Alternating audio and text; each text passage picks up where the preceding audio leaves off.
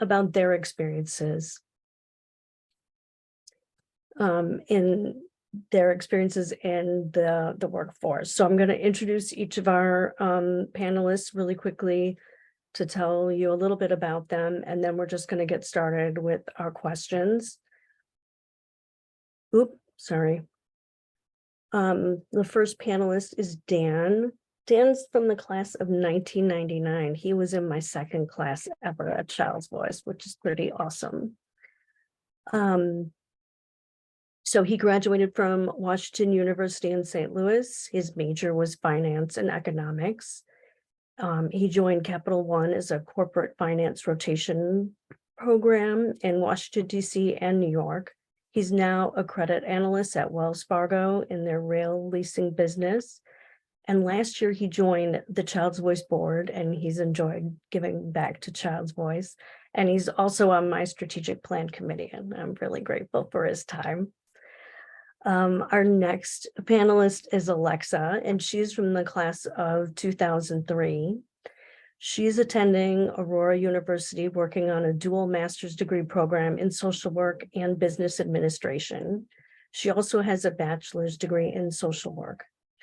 She has had both internship and work experience in the healthcare industry.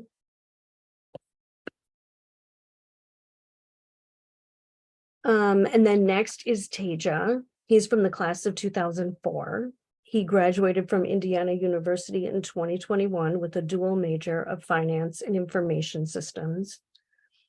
He's had several internships with different firms and companies while he was in college, and he works as a financial systems analyst for the Defense Finance and Accounting Service, which is an agency of the Department of Defense. Wow. Okay, and then Clara is from the class of 2007, and she's currently a senior at University of Illinois at Urbana-Champaign. She's working on degrees in bioengineering and business. She's had internships at the corporate level and with startups, and she also has experience in the restaurant and service industry. So welcome to all of you. I'm really glad you're here to share your experiences with us. So let's start out with talking about interviewing a little bit. Did you share your hearing loss at your interview? What did you explain about your hearing loss, of how that has affected you as a person and all the choices that you have made? Did you share your needs as a person with a hearing loss? Who wants to go first? Sure, I can hop in here.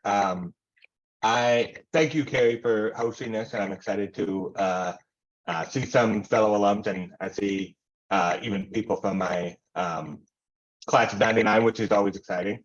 But back to interviewing, when it comes to interviewing, there's like two processes. There's like the on-paper application process. I definitely did disclose that I had a hearing disability and made sure that they were aware, or at least through the application. But the nice thing with an interview is it's a one-on-one conversation, usually a one-on-one or a two-on-one, where I didn't feel like I was personally at a disadvantage. There's no distractions in the office, or there's no whatever have you. It's usually a just quiet room, or maybe it's a phone call in the first step. So I didn't personally disclose that. I think maybe in a third of the interview, somebody might have mentioned it. Obviously, they want to be careful not to call out a disability too much, but I feel like there was never a downside of hiding it until obviously the job was in hand or an offer was there. So I guess that's how I played it.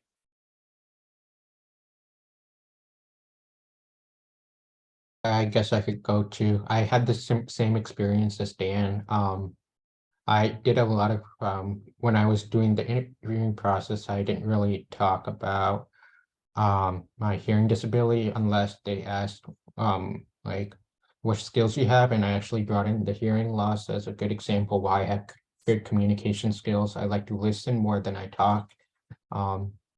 So I used it there, but I didn't really see a need to disclose it. I did disclose it on paper too for their application process. When I was doing the job search process, though, if I was curious about what kind of accommodations they could provide, I just talked to the HR reps, just because I know they would be unbiased, and I could just get them information from them.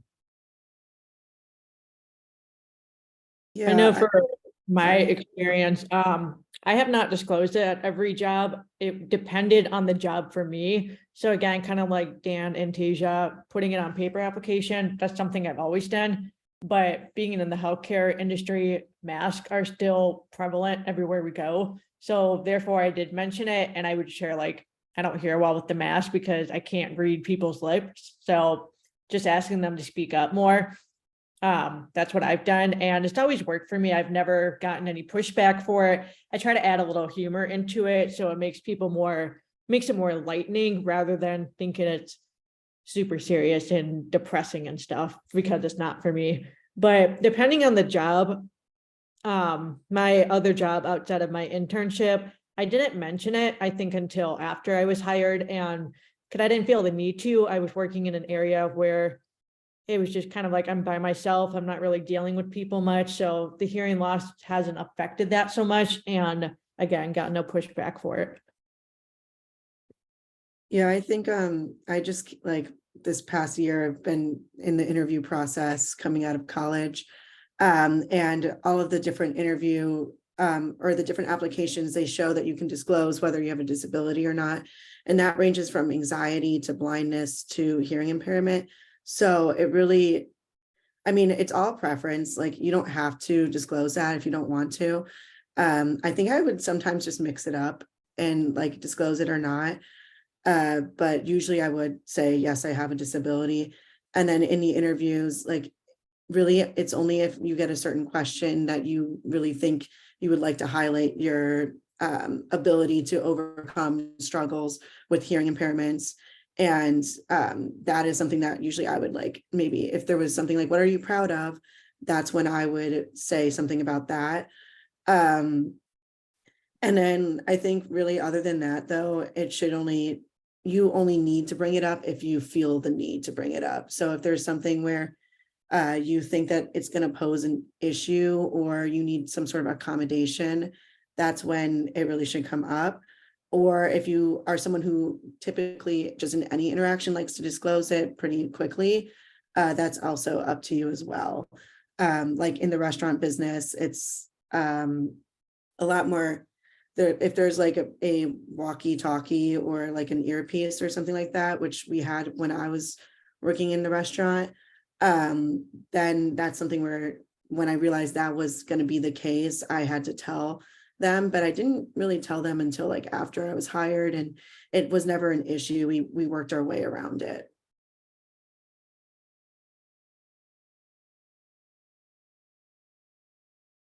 Okay.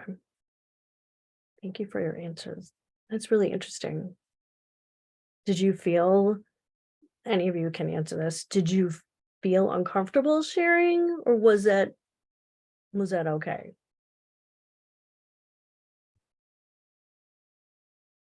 For me, it depended on the person I was sharing it with.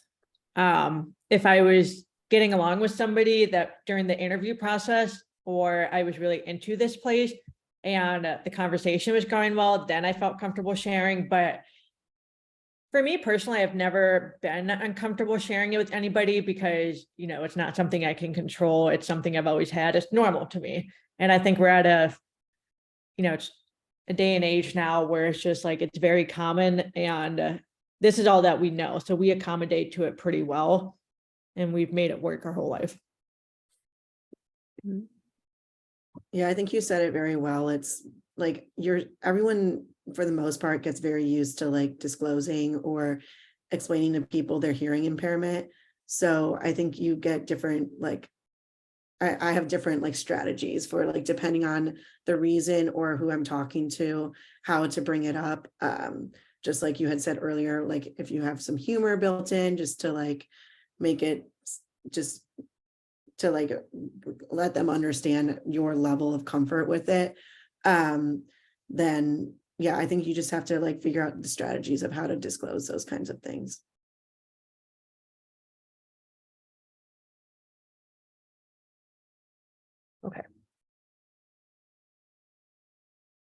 Okay, can we move on to self-advocacy skills?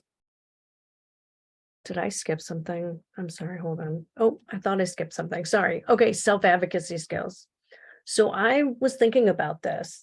We didn't create our self-advocacy class until 2006. So Claire is the only one who got to experience our self-advocacy class. Now, Dan, Taja, and Alexa, you were exposed to it, but not in a way that we directly taught it. But so how does self-advocacy skills fit in to your job? I think, well, we just talked about sharing your hearing loss. So how do you ensure that you have a good listening environment, and which are the most challenging for you? Let's start with that.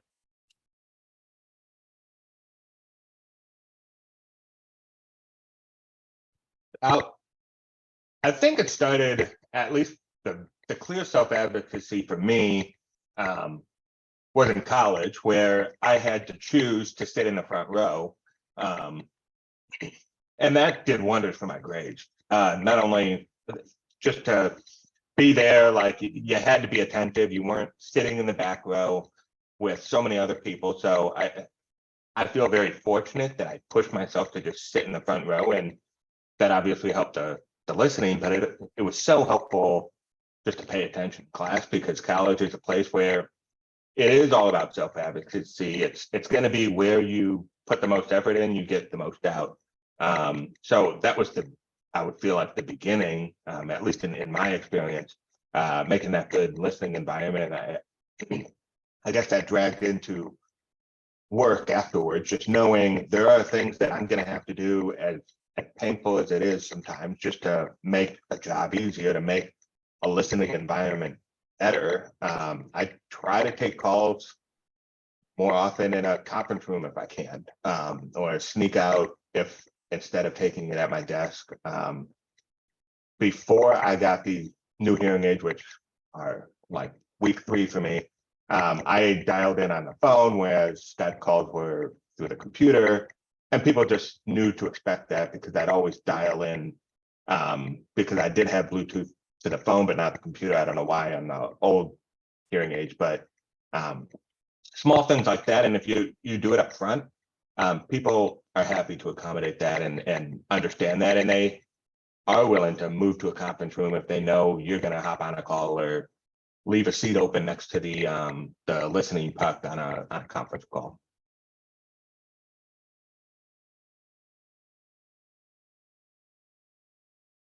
Yeah, Go- go ahead. Okay. Go ahead. So one of my I also had the somewhat of a similar experience. I found myself accommodating a lot when I was in college. I mean, you do have the disability office in college, but they can only do so much. They can't do everything for you. So you do have to learn how to start accommodating for yourself. So I started working through that. When I started work, I actually found it really easy to advocate for myself. The federal sector is very inclusive, so they do have a lot of people with hard of hearing or who are deaf, completely deaf. So it was really easy to share that my needs with my coworkers. I just during the luncheons, if it was too loud, I asked if we could just move outside or to move to a quieter area just so I could hear better. I found and then when we moved virtually, I started using my phone more often to connect to virtual to connect to team meetings and stuff like that. because I have one of the newer hearing aids, I can connect my phone to my hearing aid Bluetooth, via Bluetooth, and it was just very easy for me to hear. I did have to take some listening breaks, obviously, because some of my work requires talking to clients and making sure I listen to what their needs are. So after the meeting, I would just really quickly summarize notes, send it to them via email just to make sure I got all the important details. But I also did need listening breaks just because it was exhausting having to pay attention and also take notes.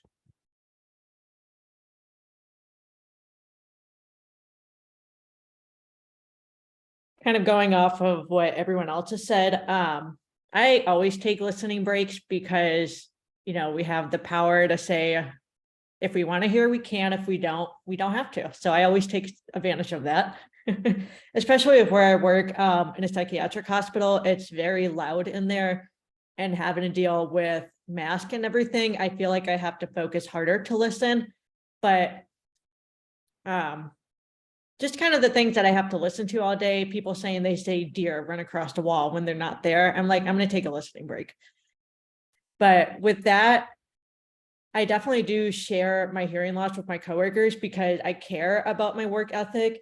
And I don't think I started to care about that until I graduated high school. And with that, my confidence has built up more. So it's easier for me to advocate for myself because I have the confidence too, and because I care about my work ethic and how I come across to people in the workforce. So I definitely share with them because I don't want them to think I'm ignoring them or that I'm just kind of being a jerk for that matter.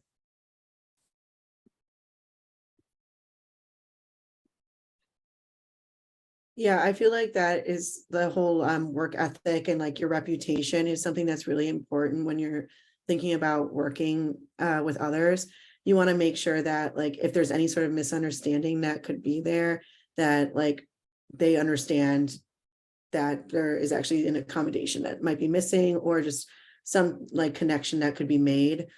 I feel like advocacy has been something that's like really rang true to me for a while, like since high school. I just remember learning how like advocating for like my disability needs were really important, but then that was able to like transfer into just advocating for myself in general. And I think I just really realized how important of a skill it is to be able to ask and be transparent with other people. And I kind of just learned like it never hurts to ask, it never hurts to like see if this new action can be taken so that things can be easier for everyone involved.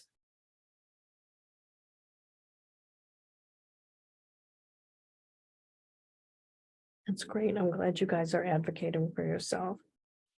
Wait, what about, okay, you all talked a little bit about listening breaks. How about communication repair strategies?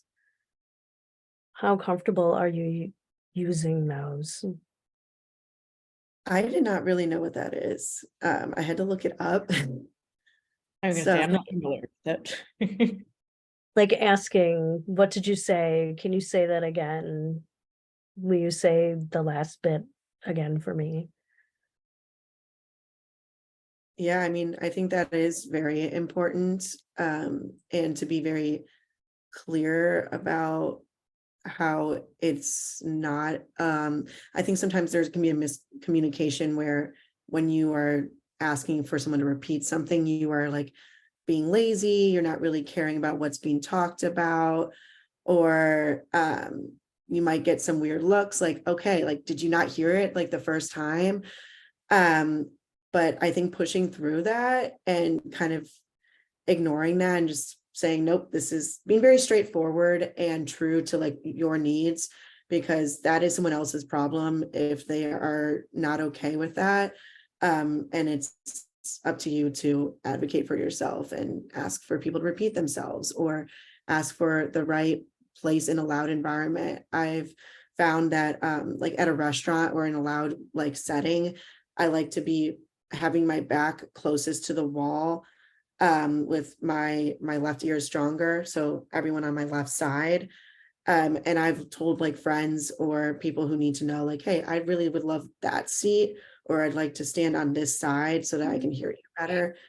And just learning how like awesome it feels to then have that good environment makes you realize that it's much more important for the awkward conversation so that you can be more comfortable.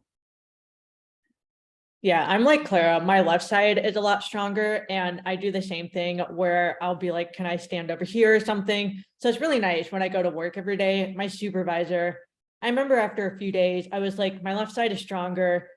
If you stand on my right side, I'm just going to say yes to everything, even though I don't hear you. So that's my poor communication repair strategy, I'll say. But it's nice going to work every day. She automatically knows to just stand on my left side. So it makes me feel like appreciated and heard in that sense. My family and friends also do that. But people understand, I kind of have like a 3-time rule. If I don't hear you after 3 times, I just tell you I can't hear you and kind of try to move on from that sentence or conversation and then come back to it later. That's where I would take a little listening break. But definitely speaking up about it. I let my coworkers know, like, it's easier for me to see you when we're having a serious conversation, just so I can read your lips. And like, that's just my best form of communication.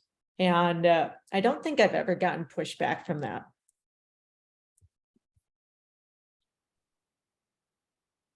This panel is great because on one hand, I feel like we're all reiterating the same things that we do, but on the other hand, it feels nice to know that the strategies I have or the challenges we face are very similar, and we all do a similar job of tackling that. I'm with you, Alexa. 3 times it's kind of like, listen, you got to be very clear this next time, or like, let's move on. And I'm totally okay making that clear, and it's you almost laugh about it. But at the end of the day, you're trying to understand them well, and they know that, and they're the ones that lose if what they're trying to communicate doesn't come across. So it's everybody's trying to help each other, I think.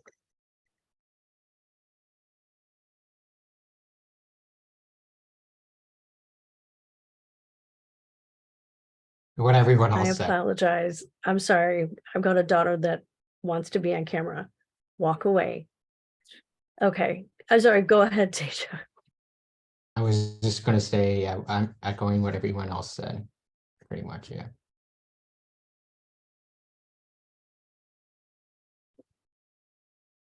Okay. All right. Oops, I'm so sorry. Okay, accommodations in the workforce. What accommodations do you ask for?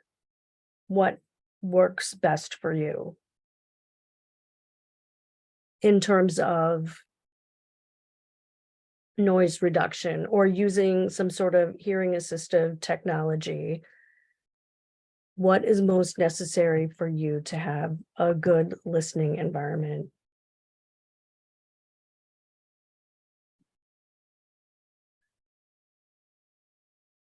So I've had a lot of like accommodations that are very easy to like set up in college.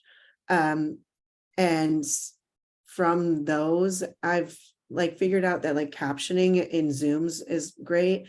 So if like that is something that is able to be like implemented in like a call that is just on a Zoom, like just now you have captions automatically turned on. Something like that is a great accommodation. I think if you are able to ask like for masks to be removed, that is another thing, but sometimes people are not comfortable with that. I did not use any hearing assistive technology, but I have friends that have asked and have used that. It's just something that I didn't really like just because of the way that it would make me fully hear one conversation instead of multiple conversations. But I do think that like if I'm in the office, I might bring around a mini mic if we're having like a table conversation and it's in a loud room. That is something that I would definitely consider.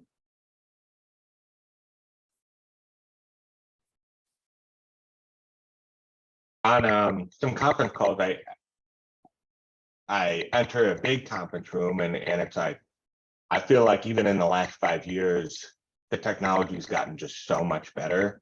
And I just remember if it's like a 15 table or a 15-person table and there's one hearing puck or whatever in the center, I'd obviously self-advocate and make sure I was getting in front of that. But now I feel like you can get the main puck and some other speakers that pick up that make everything much clearer, much easier, which is frankly, yeah, easier on our life. So I see changes in the workplace happening, but I have not used any specific technology to help other than calling in maybe separately on my phone versus calling through my computer through Skype or something. I continue to do that. That's what I find useful.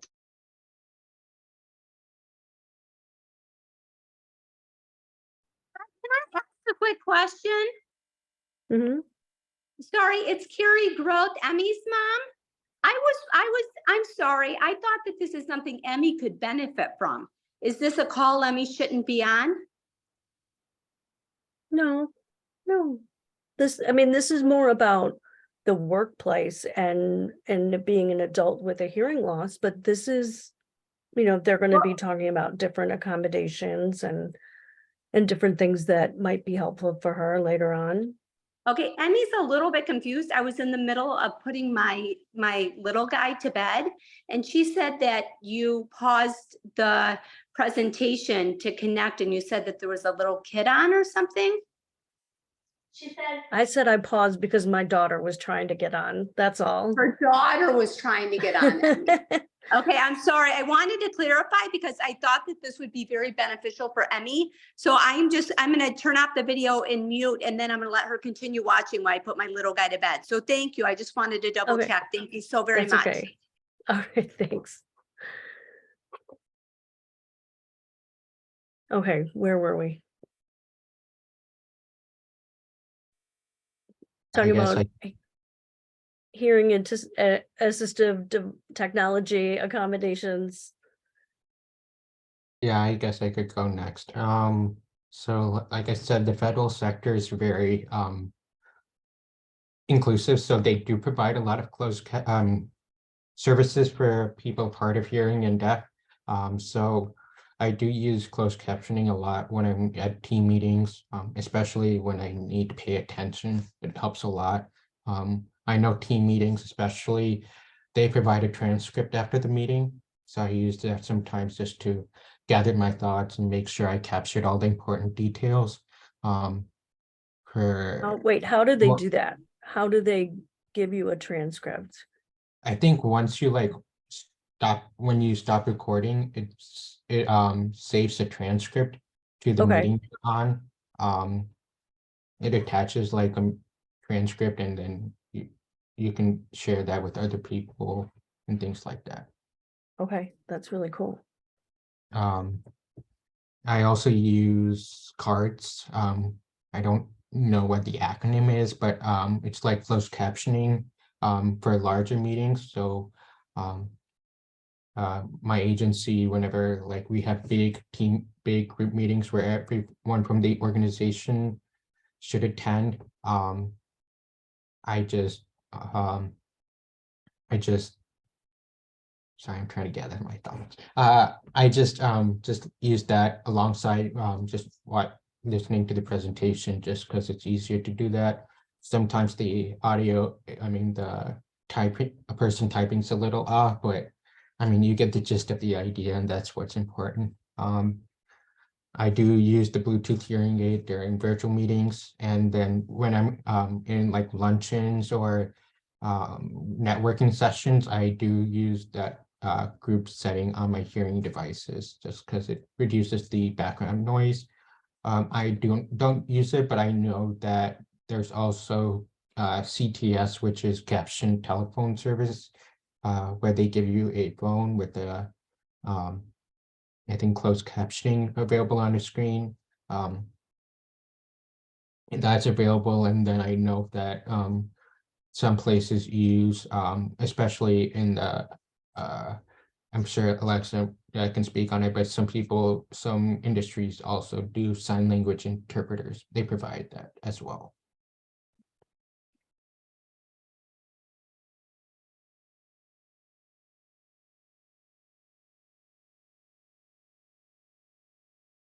Teja, I have a question about that. So when you ask for CART, do they show that to everyone, or does it just like go to you, to your computer? How does that work? So with the card, it's actually, so for every team, every group meeting, they provide it automatically. So for like the big team meetings, it's automatically provided. They just send you a link to a card. You put that on your dual monitor or you split screen. So you put it on one side of the screen and you put your video on the other side. And then you just kind of switch between both screens. So it's a website that they link the card service to. I'm sure that if you needed it for individual meetings, they would provide it to you as well. Okay. That's pretty interesting. Okay. Challenging situations. These questions were actually Alexa's idea. So does wearing masks pose a challenge? You've already talked a little bit about that. How do you overcome that? Virtual meetings, what other challenging situations have you experienced? This was definitely tough for me because especially during the pandemic, I've been in the healthcare industry the whole pandemic. So when masks came out, I was getting really frustrated. I was going home like drained every single night, not only dealing with the social work field, I'm already drained from that, but then I was more tired from the mask because I was having to focus really hard. And I was in a position where I'm a counselor, so I have to listen to my clients, conduct groups and everything. And it was really frustrating for me having to conduct a group of 12 people and having to all wear a mask and everything. I didn't hear a lot of things at times. So I learned this is where I was talking about my confidence earlier, where I learned to self-advocate for myself. Really during the pandemic is when I started to advocate for myself and say like, hey, I need this to hear. I learned to ask questions that made me not sound like a jerk, like you need to speak up, but in a nicer way. And so today, with my patients, how it works at the hospital I work at, the staff doesn't have to wear a mask on the unit. The patients don't have to when we're interacting. The only time we have to wear a mask is when we're interacting one-on-one, which is fine because the patients never want to wear a mask. So it's just only staff members that have to. So I can interact with my patients and I can still understand what they're saying because they're not wearing a mask. But really, self-advocacy was the biggest one, and just kind of spreading awareness to people that I was interacting with. Like, yeah, I communicate best by face-to-face, reading lips. So that's when people really started to understand like, oh, you can't read my lips with the mask. So it was just kind of dealing with people on a day-to-day basis, but most people understood. The ones that didn't, they just get a little frustrated. So for me with that, overcoming it, because I have patients that were getting frustrated with it, I would just add a little bit of humor into it, make it funnier, make a little joke with it. And that seemed to pretty much just work.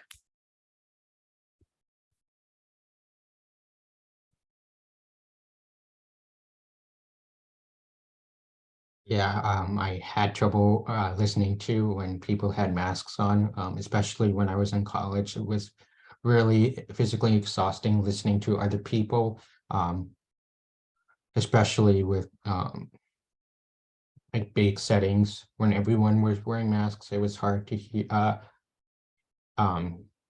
the direction from the sound, and it was just too much to deal with. But recently, I've noticed like whenever I'm in a situation where someone's wearing a mask, I started using apps that actually Josh told me about during one of the Child's Voice reunions.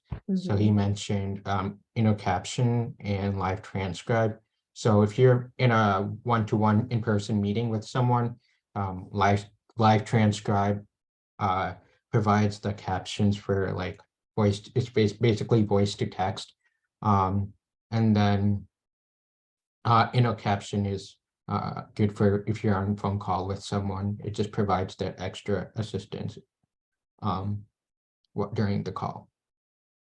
I also did do a lot of ask them to repeat a lot. And then I explained my situation. I'm hard of hearing. Could you repeat that? And most of the times they were okay with it. There were times when they were annoyed, but just pushed through, like people said before.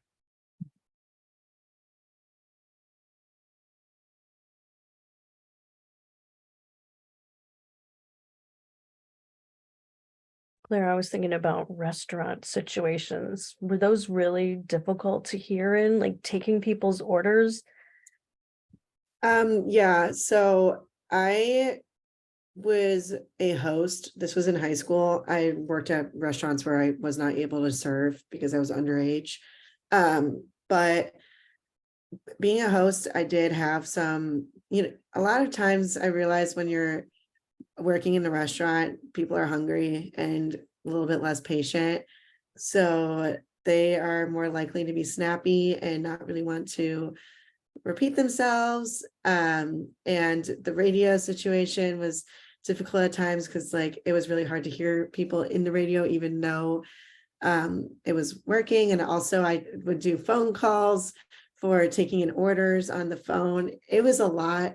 But it was just kind of a lot of like, I think having a lot of grace with everything you do and being able to just like manage like other people's expectations and like expect patience, I think is a big thing. Is like the way you interact with someone, they will match like your energy most likely. If you are more likely to be like certain on like your needs, and like if you are like, oh, I can't hear you, it's like you repeat yourself, like, please, this is not something that is like this is a must for us to interact. But it like definitely was very hard. And there definitely are some unfortunate interactions you have with people then. But yeah, it just kind of is like a lot of trial and error and patience with that kind of stuff. And masks are like, yeah, they were the worst.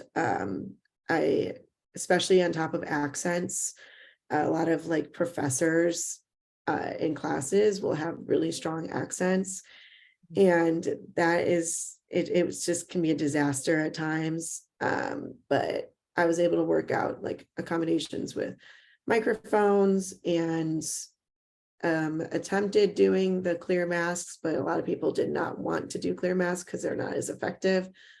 But just really saying to my professors and TAs, like, well, I'm not gonna be able to hear you very well. So like, if you are gonna wear a mask and like, this is how and I respect that fully, I told them, but like, I also need you to respect that I'm not going to be able to hear everything.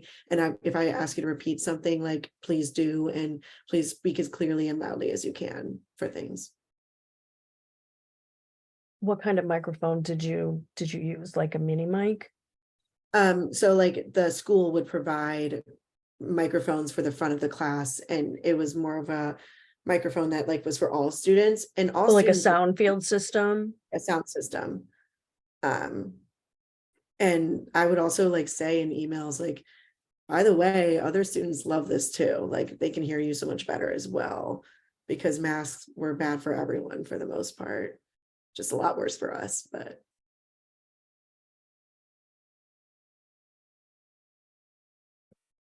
one of the biggest challenges for me, not related to COVID or mask or anything, is the lack of flexibility you lose when you start working a job, and how difficult that is when your hearing aid breaks or needs repairs. And you don't realize how wonderful of audiologist you have as a child with where I feel like you can hop into. I went to Children's Memorial Hospital in Westchester. You could hop in there. I went there very like through high school, even through college, I think. And if I had an issue, I could always drop something off, right? No problem. Post-college, it was not like that. There was dealing with tougher with insurance or building a relationship, or you knowing that you have a broken receiver, but they still want you to schedule an appointment, and schedule an appointment won't be available for 3 days. And that's just 3 days you don't have. So I think for me that one of the largest challenges in the workplace is making sure you have a good backup, making sure you're taking care of your devices, making sure you have good backup plans. And I'll just throw this out there. I just got new hearing aids, and I actually went through Child Voice, and it was fantastic. Dr. Dawn is the audiologist there. It was amazing. She probably the most knowledgeable audiologist I've ever had. And it's just like, I know that if something's wrong tomorrow morning, I can drop that off tomorrow afternoon. You can't get that kind of relationship anywhere else in the city, and I've tried. So that's my biggest advice from this whole thing is like, in college you can take the morning off and get a hearing aid repair. It's so much harder when you're freaking out because my hearing aid stopped working this morning and I had a team call or a presentation. It's so scary. Mhm. I relate to that so much because I've had the same audiologist since I was 3, and my insurance actually isn't covered by this audiologist, but I refuse to go anywhere else because the level of care is not the same. And yes, it costs way much more money, but again, kind of like what Dan was saying, the level of care is really different. And I know if something happens, I don't even have to ask. I should just go right to the audiologist. She'll look at the hearing aid and fix it right then and there, because without being able to hear, I can't do my job.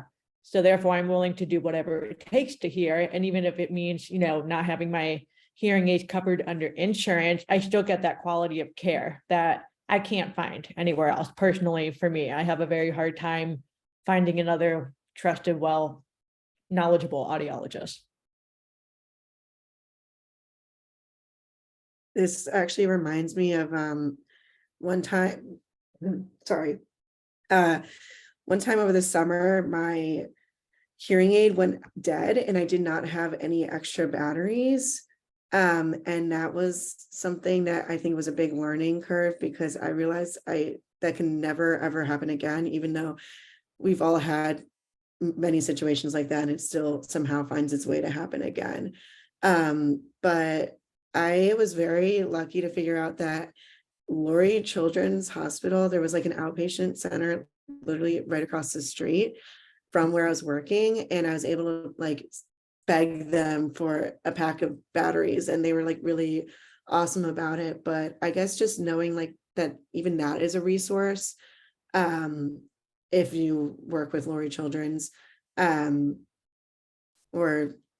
was it Lurie Children's? I don't remember, but yeah, so like just kind of having a lot of backup plans, always making sure you have your batteries or like any equivalent to that, making sure that all of that is always squared away for your day-to-day, because yeah, when you are working, it's not like you can be like, oh, I gotta take the day off, oh, I'm gonna skip class. Like you actually have to be there. So be prepared for the like worst outcomes.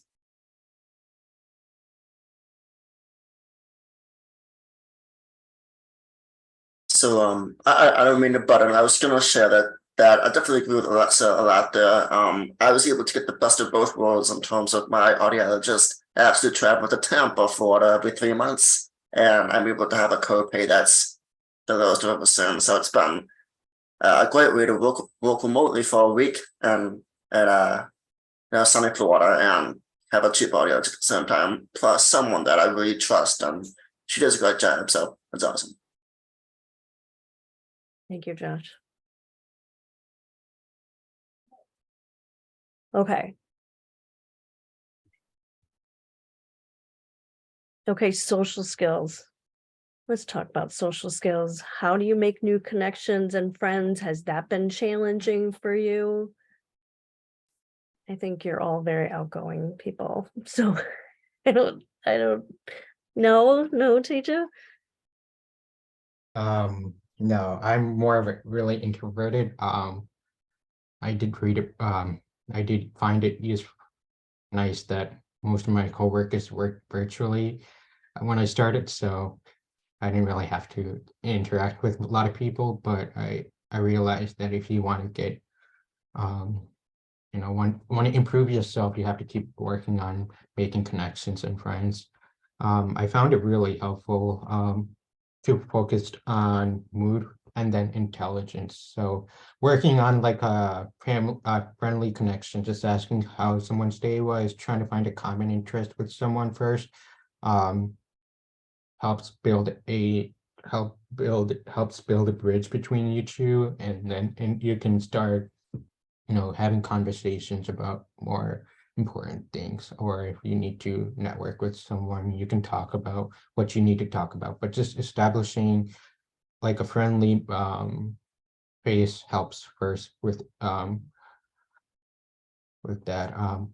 With my coworkers though, and making friends, a lot of my people are like 20-30 years older than me, but and they're all virtual, but during luncheons, my boss actually encouraged a lot of them to come and meet me because I was the new face. So I got to meet a lot of them and found out that I shared some connections, a couple of common interests. I went to college with one of I went to the same college as one of them, so we bonded over that. Yeah.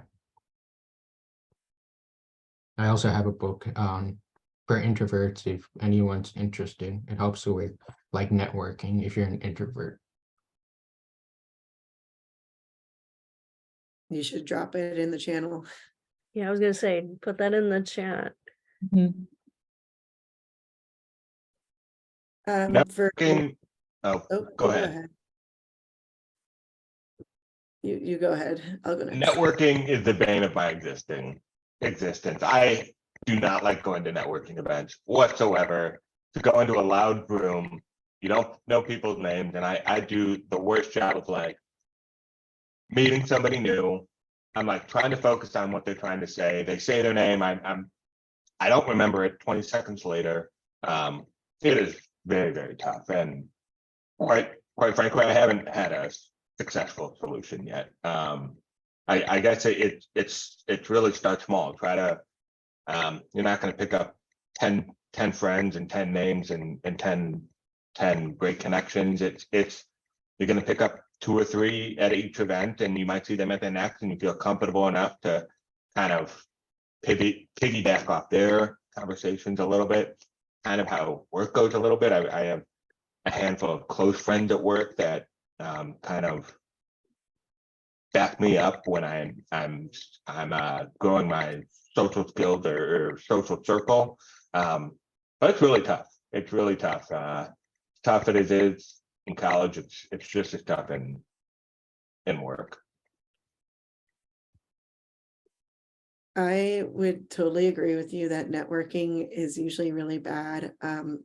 The few networking sessions that I've been at are usually like with terrible acoustics. And just, I think there's a lot of banter and people are all trying to talk and it's just sometimes awkward. So I think that you make a really good point that you'll make a few connections. You're not going to like get to know everyone there. And like I have learned I'm really a lot better at one-on-one conversations than like bigger groups. The bigger the group, the harder it is to follow because there could be a lot of tangents. It's a lot harder to like ask for people to repeat each other when there's a big group. So finding those smaller groups is always like something that's really good at those sessions.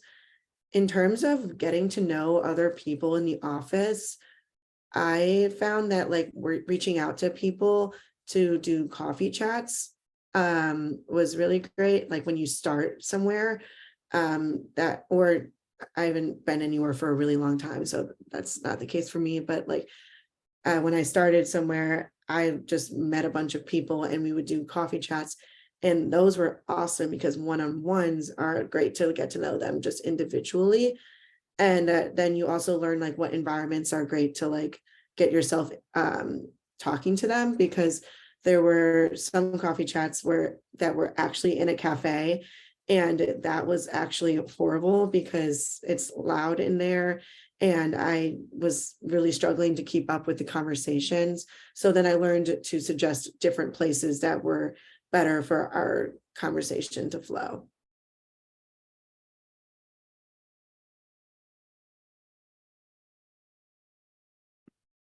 That's a really good idea. I like that. I like the coffee chat idea. Okay.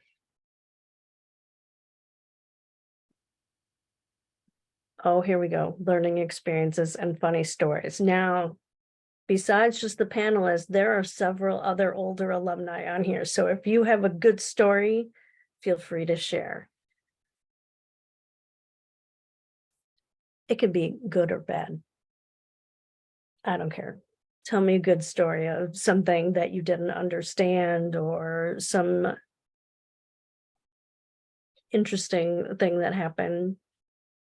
I have one that happened recently. I feel like I have stuff that happens every day at my job, but one that I'm sure happened you do. fairly recently, probably a week or two ago. I was on the phone with somebody at the hospital trying to do something for a patient. And one of the questions this person had asked me was what I thought she said she was going to put me on hold to get the doctor or something. And so I was confused because that's not a question that normally they've asked or say they're going to do. So like 10 minutes goes by and I kept hearing like keyboard clacking the whole time on the other end. And I'm like, I have things to do, like hurry up. So I look at my supervisor, I'm like, I don't know why I'm on hold. She's like, I don't know either. That's weird. This is something that we've done like every day. But sometimes the person on the other end, I talk to like different doctors and nurses. So this was a different one. So after 10 minutes, I was like, well, I'm just going to do it later because I have things to do. So I try to get her attention. I go, hello. And immediately she answers hello. And I was like, why am I on hold for the doctor? She's like, no, I asked you for the doctor's name. I was like, oh, my bad. I was like, you just sat there waiting the whole time? She's like, yeah, I'm just doing my thing over here. I said, great. Me too. I don't hear well. So next time, just stop me or something. So that's one of the many times this happened. Oh my gosh.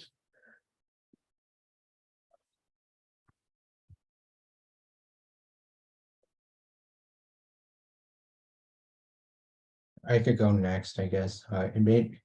It kind of opened my eyes as to maybe what people think of when they see me with my hearing aid and implant. So I was at a networking event, I think it was 2 weeks ago, and I was talking with this international coworker, and we were talking, and it was during after a training seminar was over, and I just she just asked me out of the blue, are those Bluetooth devices on your ears? Are you listening to music? And I had to explain, no, I have a hearing loss. And it just kind of made me realize how maybe with the new AirPods and new earbuds people have, it does kind of look like a Bluetooth device. So, yeah. I get that all the time. I've gotten that maybe like 20 times like that. And even when I was young, when we were younger and there weren't AirPods, and it was like the work, like the single ear one, which kind of looked a little bit more like cochlear implants, but I was always like, no, it's absolutely not that, but good try. I had someone ask me one time, again, I'm dealing with psychotic patients, ask me if I had snails in my ear. She thought they were snails. So I went along with it because it was really funny. So for like 4 days, I think she was in our unit, she just thought I had snails in my ear the whole time.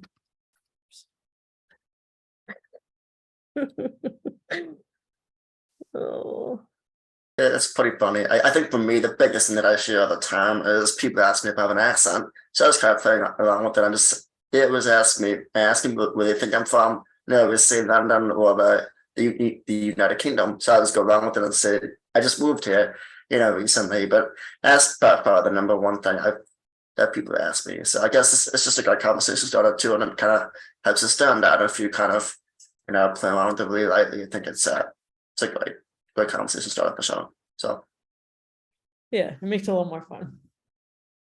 oh my Yeah, gosh. sometimes, oh, sorry. Yeah, sometimes it is fun to like play with other people. Some people, I love when I'm in a really loud environment, and this has happened a few times where it's like really loud and someone else is like, oh my God, I can't hear you, I'm deaf. And I'll just be like, oh yeah, like I'm actually deaf. Like, and just to see the look on their face, they usually look very horrified. But it's pretty funny.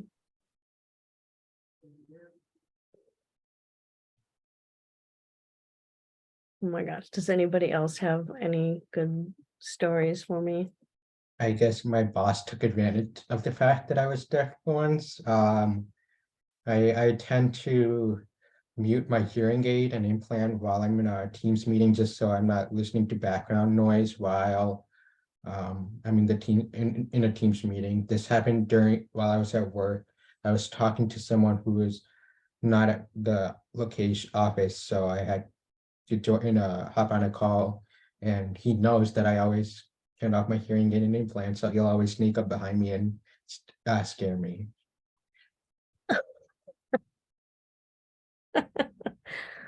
Oh, that's funny.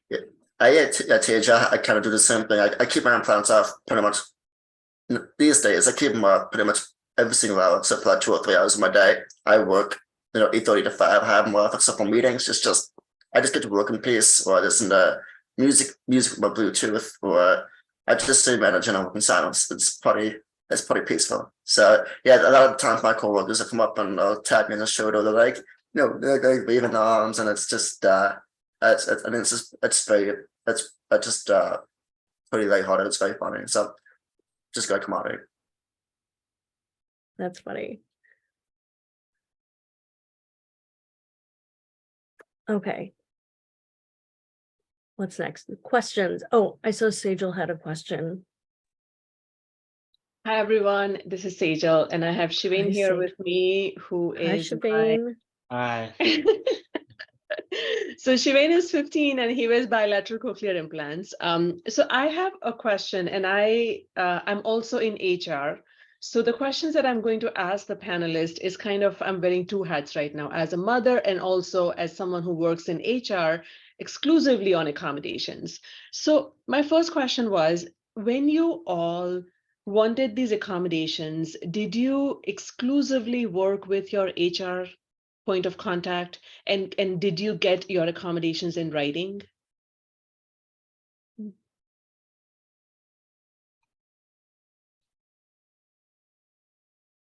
I personally have never disclosed anything with HR. So I don't know. I think I just have chosen not to, just because I haven't needed it. So For me, it depended on the size of the company. Large companies, no, never really HR was involved. I've never had any accommodations in writing. I will say that. With smaller companies where I was seeing HR, yes, because again, I was face to face with them daily, but nothing has ever been in writing in my experience of working.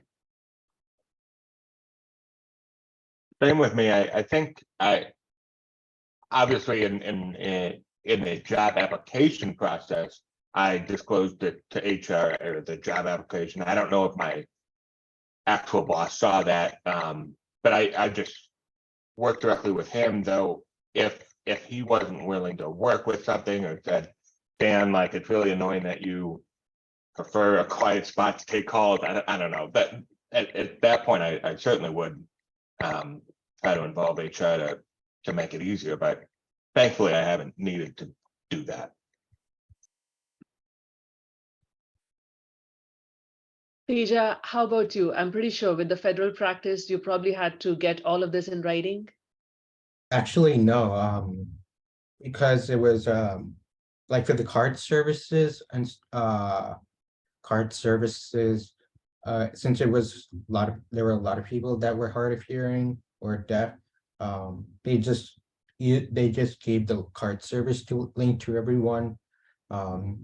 The other accommodations, closed captioning, that was like automatically enabled on team meetings, so I didn't really have to disclose it to HR. I did talk to my supervisor, just like basic accommodations, like, just making sure I can read his lip during team meetings and stuff like that, and he was open to that. So I never had to interact with HR.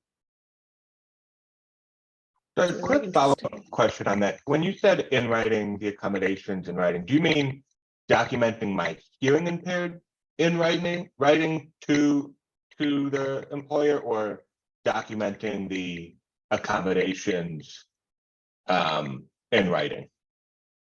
It could be anything. So it starts from the self-disclosure as you get inside the organization.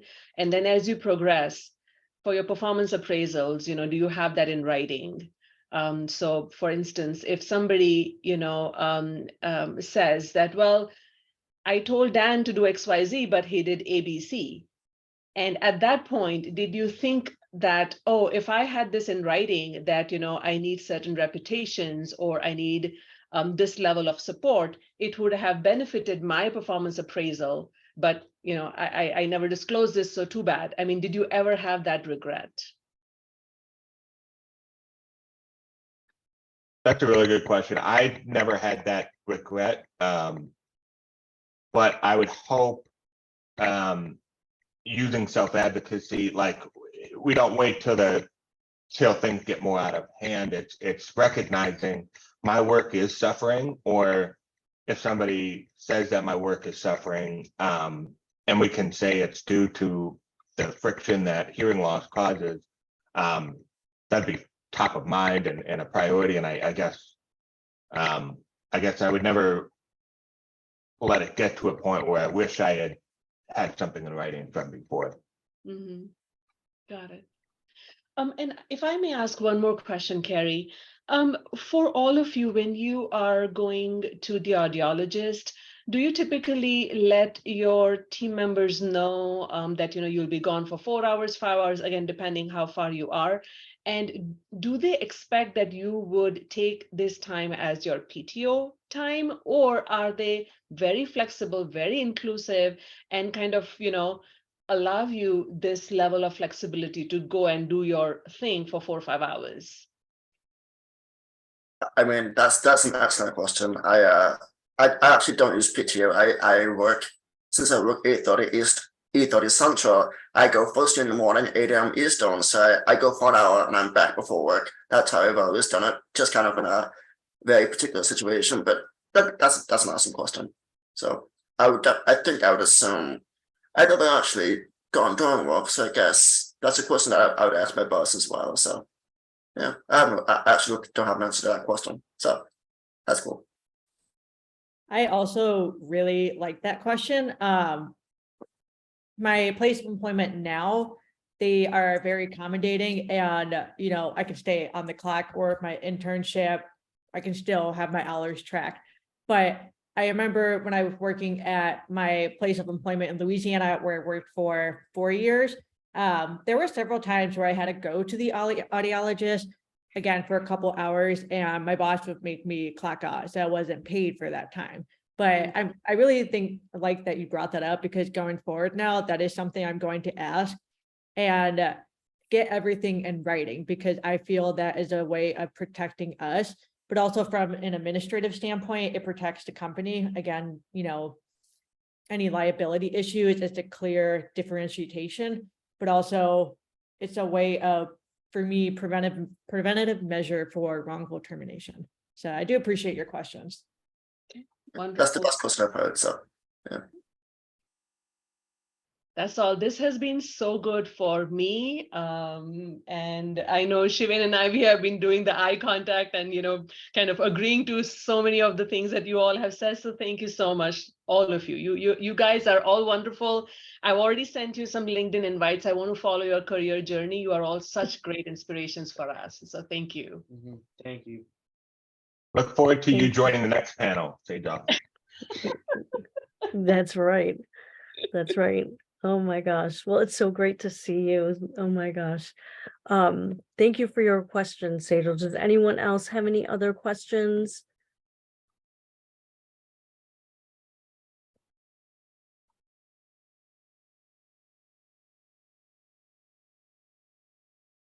Carrie, what were you most surprised about hearing from us tonight? Because you follow kids and self-advocacy and all of that. That you trick people and not tell them that you have a hearing loss. I think that's hilarious. Actually. I don't know. I'm gonna have to think about it. I think it's just really, it's so wonderful to hear all of you talking and telling your stories. And I'm so grateful for your time and your willingness to do this. And it's just so great to hear that you are advocating for yourselves and you are using any sort of accommodation that can help you. So I is that a have good answer? a plug I would love to actually give everyone. Marnie Sullivan, she graduated in 2008, I believe. And she is also a senior in college at Boston College. And she has started using social media as a platform to advocate for her hearing impairment, to raise awareness. And she's kind of been, I guess you could say, like an influencer into space. And if you look her up, I'll put her name in the chat, Marnie Sully. I was just messaging her tonight about this and she was sad she couldn't come. But she has been putting a lot of awesome content about just like things that she does, things that she faces and any sort of struggles and how she overcomes those, and also funny side content, and also being a student athlete with a hearing disability. So it is really awesome to see her journey as she is starting to really impact a lot of people's lives. I've looked at some of her stuff and it's fantastic. I think, so I run the Child's Voice Pinterest account and I think I follow her so that I can see what she puts on there. But I'm going to put in a shameless plug for our Child's Voice Pinterest account because I am always looking for different things to put on there. And I actually just made a board called Life in the Workforce. And so I'm putting different resources that I find on there. There's all sorts of things that I found that I think are helpful. So if you guys ever find anything that you think is really helpful, send it to me and I will put it on our Pinterest account. I do have one Before question. Go ahead. Sorry, we got talking about the whole writing and leaving it getting paid. So should employers pay us if we have to leave for an audiologist during, our shift or time of work? I don't know if there's a law for that. I'm actually not familiar with that. So, Alexa, was it a question for me? Sorry. Yeah. Okay. So I would say it depends on your employer. And if you have an accommodation in writing, they can definitely pay you for this time. For us, the place where I work, again, we go over and beyond the accommodations because, again, we want, our employer to be in the Fortune 100 best places to work. So the trend is changing right now. So if you look at bigger employers, they are interested in hearing about what your needs are. leaning in and giving you what you want, because again, everybody out there wants to retain wonderful employees. And if it means that, accommodating you for, whatever you need, again, they want to go over and beyond and not just make you happy, but actually, do it so that you continue to work for them because you have this comfort in terms of, sharing what your needs are. So that's why, excuse me, I asked that question. If you all were ever not comfortable sharing it with your HR, because HR is one place where you should feel it's a safe place for you to share your needs. And again, if they are not accommodating you, or if they are asking you to charge your hours as PTO, then you know that you're not in a really good place. Interesting. Yeah, I definitely agree. Is there certain language to refer to leaving for an audiologist appointment during like a work hour thing, because that's the only time you can go? Is there like certain language that is recommended to say to HR, like if you are trying to advocate for that? I think it depends on how comfortable you are. It could be, I need to meet with my audiologist, as simple as that. Or I need to, make a trip to, again, it could be going to, there is no set language as such, but you can be as transparent with them as you feel comfortable. Yeah, like in terms of like, does it fall under some sort of category that is like, okay, these are like my needs and this is why it doesn't consider, or this is why it should be PTO? So no, there is again, this is my understanding, and this is how we deploy the employment law at our place. We do not want any information that you do not want to share with us.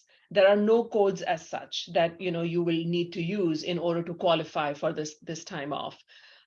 So Clara, I don't know if that answers your question, but again, there are no codes as such to the best of my knowledge. It is about the comfort level that you feel. And again, if you have it in writing, it always will come and help you in future, in case of needing a little extra time, or you are running late and you have a super important meeting where you did not show up. If you have all of these accommodations written, then you can go back and say, oh yeah, I blew up that meeting because I did not have my implant working that particular day, and here is what I'm doing. So again, it's all self-advocacy from that point on. Yeah, I think that's very important. And I feel like it's still something that's relatively new or lacks awareness. So I think that's something that's important to share, like in our board, the Life in the Workforce board. I feel that not a lot of people who are hard of hearing or deaf are aware of that.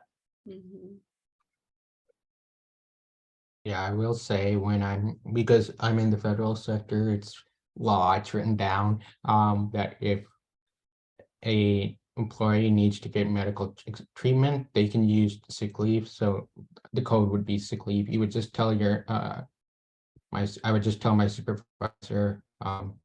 I actually did this a couple of times. I had to make emergency appointments to get my hearing aid fixed, and I just said I need to make an appointment. I had to go for a medical appointment, and he said okay, and I was able to go like within 5 minutes after requesting time off.